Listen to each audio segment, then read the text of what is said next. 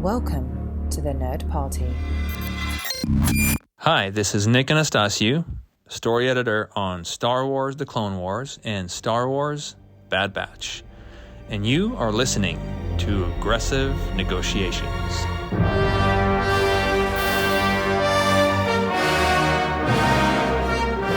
That's right, you're in Aggressive Negotiations, the Star Wars podcast that explores the Star Wars galaxy, that galaxy far, far away, a little differently than other Star Wars shows. I am one of your humble hosts, Jedi Master John Mills, and joining me on this journey of great exploration is the intrepid Jedi Master, Matthew Rushing. Matt, are you ready to get rolling with the deep dive topic, as they like to say, here on Aggressive Negotiations? Well, I am, but for a second there, I thought you were going to talk about The Great Expectation, and then I wasn't sure if you were, we were doing a Charles Dickens podcast, and I was a little confused. But yeah, I'm with you now. I'm so ready. I think we actually have a really fun, lively talk tonight, as we so often do for our listeners. So I'm excited for everybody who's listening.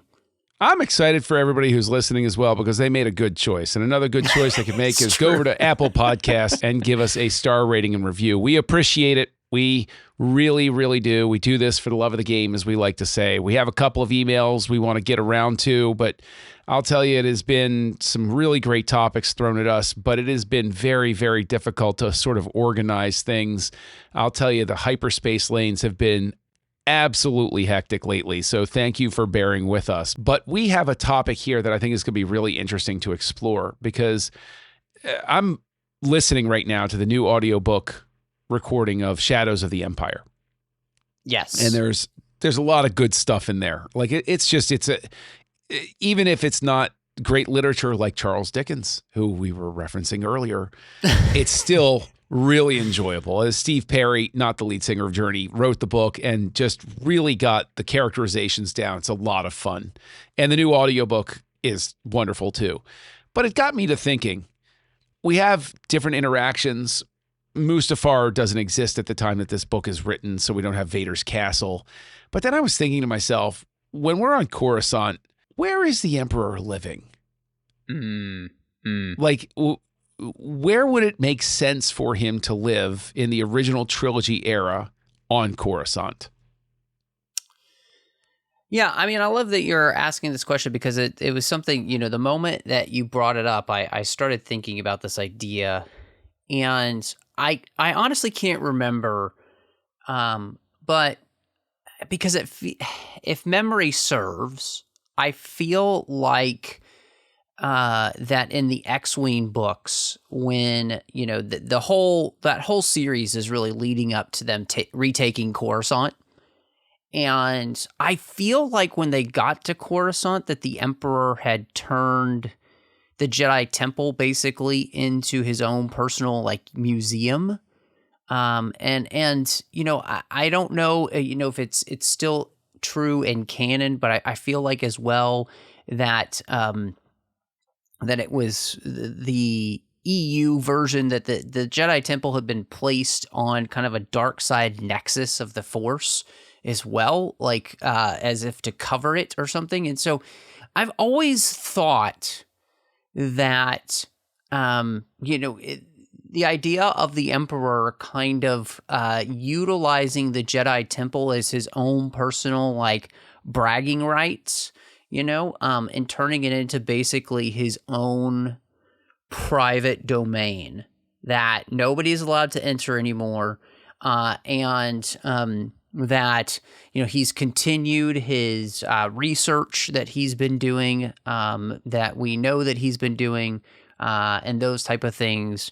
And I like to think that he turned what was once the Jedi Council chambers in his own personal bedroom, just as a middle finger to the Jedi. And so that was my first thought, is where Palpatine would live, because it just seems so petty and vindictive, and so Palpatine, really.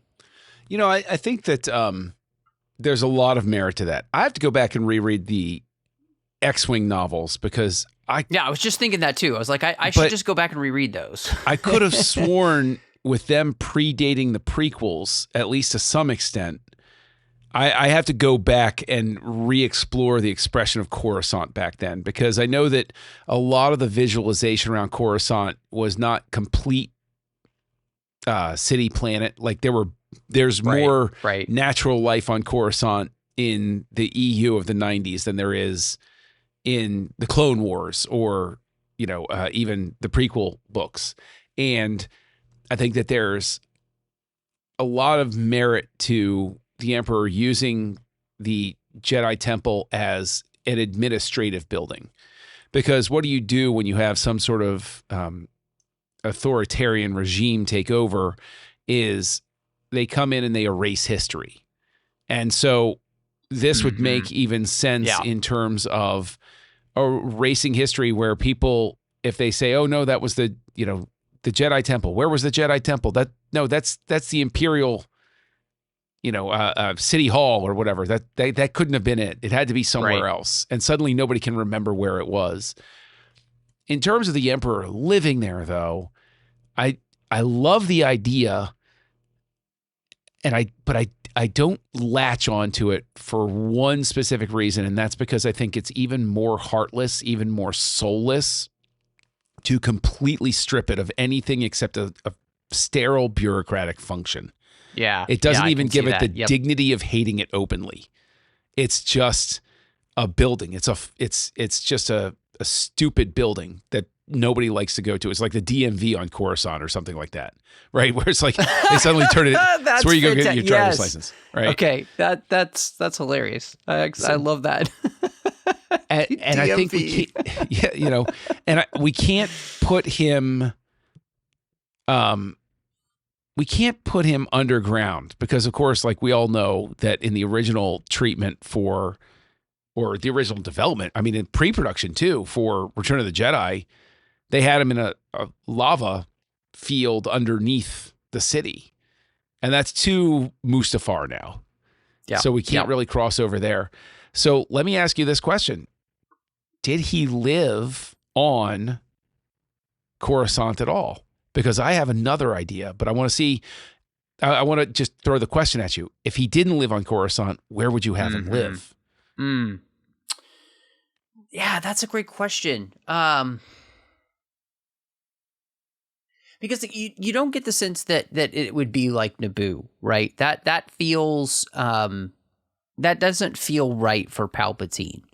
And of course, Mustafar also isn't right for Palpatine. That's not going to be the place that he lives. That's the planet he kind of makes Vader live on to get him to over exercise the demons of that place. And so, yeah, I mean, oh my gosh, where?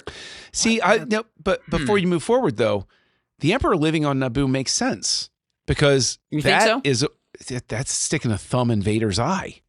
You make Vader live on Mustafar where he gets totally messed up by his best friend. Yes. And then you live on Naboo where you're like, oh, look at this beautiful place that looks like the life you thought you could have had. Oh, but it's mine. Like that feels like a Sith type of thing to just give the middle finger to his own apprentice.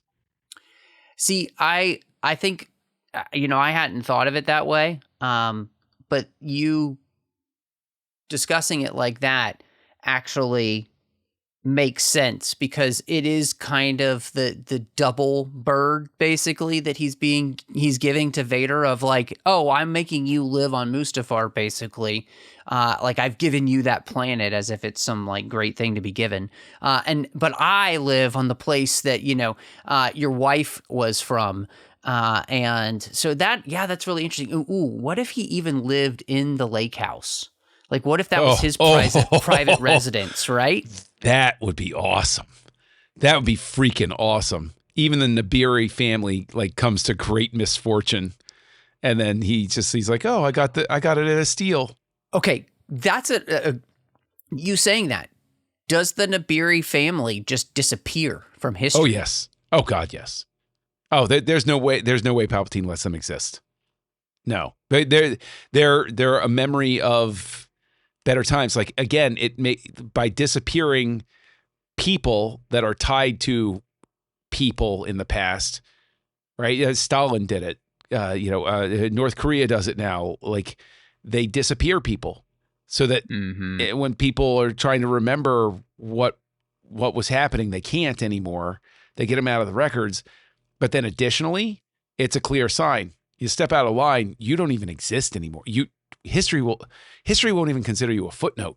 You're not there.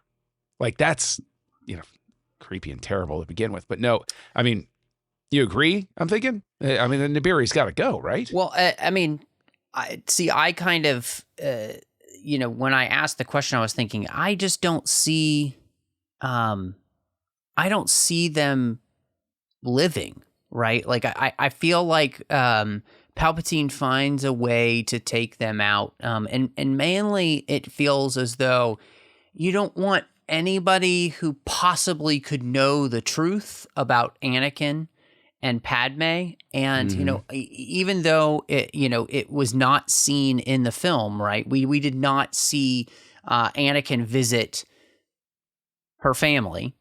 Still wish we had. Yeah, me too. But that doesn't mean that the possibility that happened isn't there, right? And especially too, right? In Attack of the Clones, I can't imagine that her family doesn't know, that she is in danger, and that, it just feels as though they would have known a lot of those details, right? And they could have put more pieces together easily. And so, no, I think you're absolutely right that Palpatine is not going to let them live. And again, the stick in the eye to Vader really is, the possibility of him living there, which I think, is such a fascinating thing. I also, I also have always wondered, we tend to, in Andor, actually, we never saw Palpatine be in the Senate. But in episode 3, right, we saw that he has underneath the Senate, he has his lair basically of the High Chancellor, or of the Chancellor of the Republic at that point. And that also makes me kind of wonder, is the possibility that he expanded that under the rotunda, and this gets into kind of a more esoteric thought, and the reason is because even though he's not necessarily seen in the Senate much, his ability to sway through the dark side, the Senate and its dealings, with him being underneath the Senate building, allows him to be able to do something like that. So, he's subtly influencing senators throughout the Force, which I think, to me seems like a plausibility and actually, not out of the realm of possibility for somebody like Palpatine to want to do, because, he loves to control things. The idea has a lot of merit. I think that Palpatine, after a certain point, doesn't need to exert the dark side on the Senate. It just happens. I mean, if anything as well, and they definitely don't go this route in anything we've seen on screen, but in my brain, I think that Palpatine also eventually starts whittling down the Senate so that the number of people in that august body gets smaller and smaller, so that he can keep the power concentrated on a few key allies. And then with the people who aren't his allies, they realize they're in the even more precarious position of not stepping down. And so, like, the Senate, instead of being 1,000 worlds all giving voice and voting, just over time eventually comes down to a couple hundred, where it's like they're regional senators instead of senators from each planet. Right. That's represented, because, streamlining and efficiency, and we want to get things done quickly and everything like that, is an easy sell. Yeah. And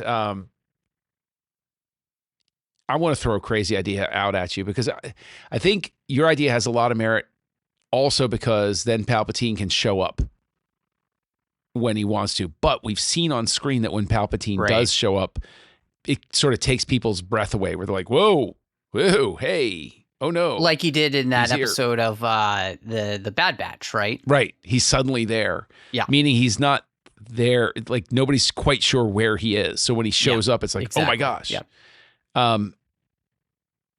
I would throw this idea out there that maybe before the second Death Star started getting built and stuff like that, if Palpatine lived on Endor or the moon of Endor, however you want to address it, where he just had something where, like, just think about it, like he's buried in a forest somewhere. It's almost like a perverted flip in a weird way of he's living on this lush forested moon with giant trees while Yoda's living in the dark, dank swamp. He, when Yoda's the ultimate being of light and he's the ultimate being of darkness, and the way that they mask themselves is they live among a lot of the living force, but masked by stuff that isn't them. Yeah. That's sort of the antithesis of them. Yoda's in a tough place with monsters, and Palpatine is in this beautiful place with nature and harmony, and that's just complete antithesis of him, making him harder to sense.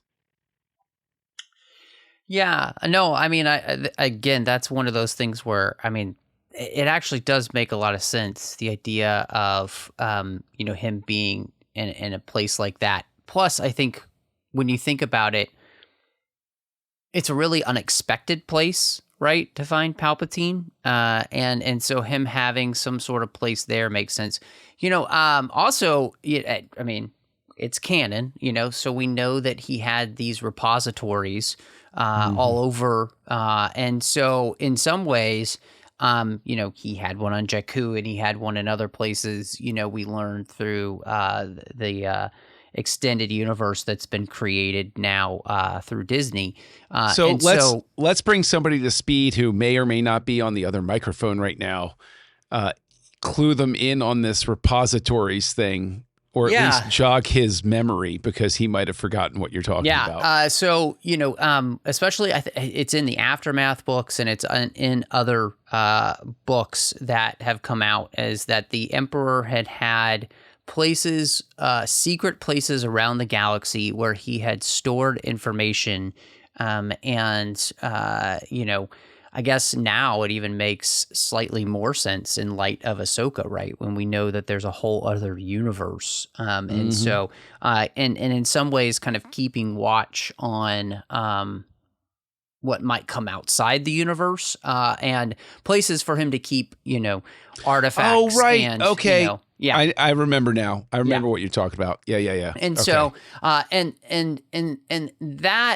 that's also a place too, where again, the fact that he has all these areas set up, it makes sense then for him to he doesn't necessarily live in just one place. He can kind of bounce from place to place. Yeah. And which would also make sense that, when he's not on Coruscant, and that, he would not be readily,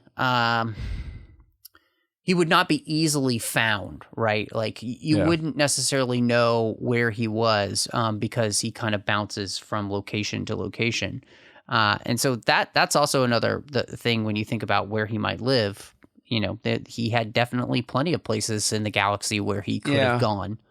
See, I really plug into that idea that the Emperor is constantly on the go, and not just because he wants to be hard to find, but because he's also constantly seeking these artifacts and talismans of power that will enhance his dark side connections.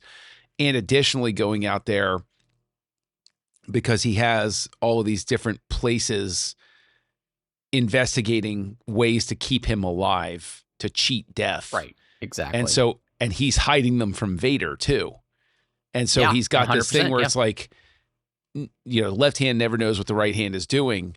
And he's got all of these things where it's like, he goes, he goes to Tantus and is like, oh, hey, this is a really cool idea. That's really, oh, that didn't work out. Well, it's a good thing I have this other idea over here. I'm just going to fly over there really quick and I'm going to check that out, and just have these competing dark laboratories perverting science and nature right to his ends. Well, and I mean, whether we like it or not as well, it's pretty clear that Exegol is also a place that you would be able to find Palpatine every once in a while, I'm sure. And it being a place that is very difficult to get to and very hidden, also makes sense for it being a great location for him. I don't think of that as being his main place of residence, really. More of a vacation home. Yeah, exactly. I mean, it's just all about it's all about the views, and clones of oneself that are hideous. Can you ask for better views? Honestly, if I made giant vats of hideous clones of myself, I would be too tempted to form some sort of perverted boy band sort of thing. And just, why not embrace it? Just go ahead and it's like, there are 5 of me and we're like the in sync of the Star Wars galaxy. But if anybody boos us or doesn't buy our album, I can shoot force lightning at them. I mean, sells itself. You really deserve it at that point. So, you got to want it. That's the real trick. You got to want it. But I think that moving around idea is really slick. But I still think a permanent, like the place where he receives people, I don't think, and I know this flies in the face of any sort of idea of canon, I just think it's not on Coruscant. That's the one thing, is I don't think the Emperor lives on Coruscant because it's too obvious, I guess. And by being off of Coruscant, but never, like he doesn't, I'm not saying he announces that. I'm saying like very few people know he doesn't live there. Right. Well, and I was just thinking, like, Vader has the Executor, right? And so we've seen his ship. But have we ever seen the Emperor's ship other than the one that he flies in, which is really just a hyperspace shuttle, and so, like, have we ever, I don't feel like we ever saw a vehicle. And so it makes me wonder then, is there a ship then that the Emperor has? Obviously he's doing all this traveling, but I mean, is this like a top secret, super secret ship that like we've never seen in Star Wars, which now we all need to see because, it was the Emperor's personal ride? I would argue that we did see the Emperor's personal ride, and it was called a Death Star. Unfortunately, they both got totaled. So, which of course makes me think of, it just makes me think of Robot Chicken. Exactly. That's what I was thinking. That thing wasn't even paid off. Do you have any idea what this is going to do to my credit? I haven't even paid this thing off yet.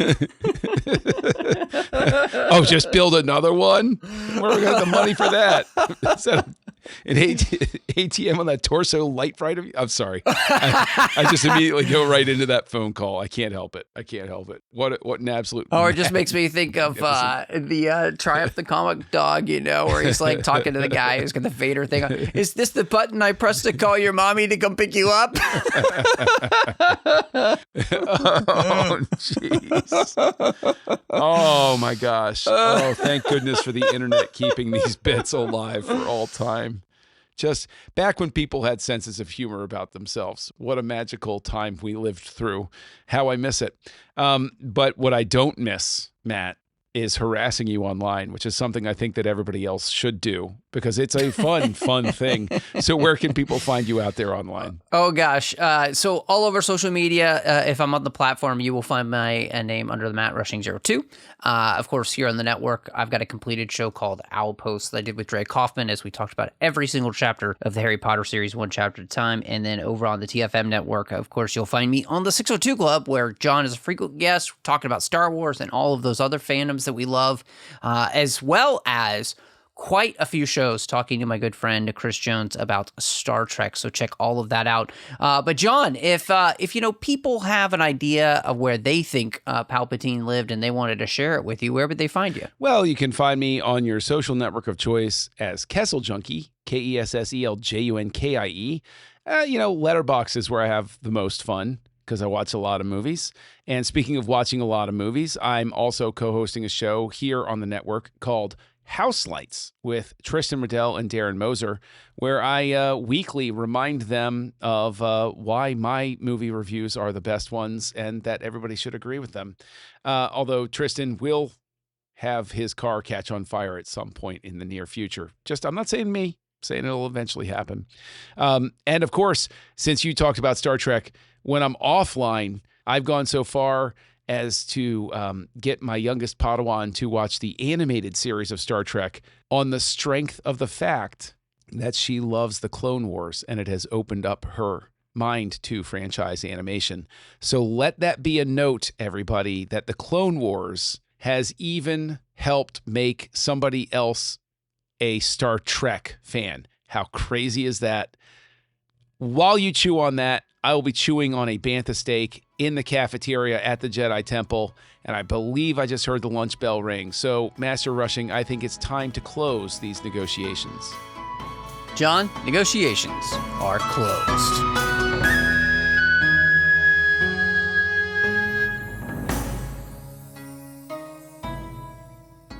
Join the revolution.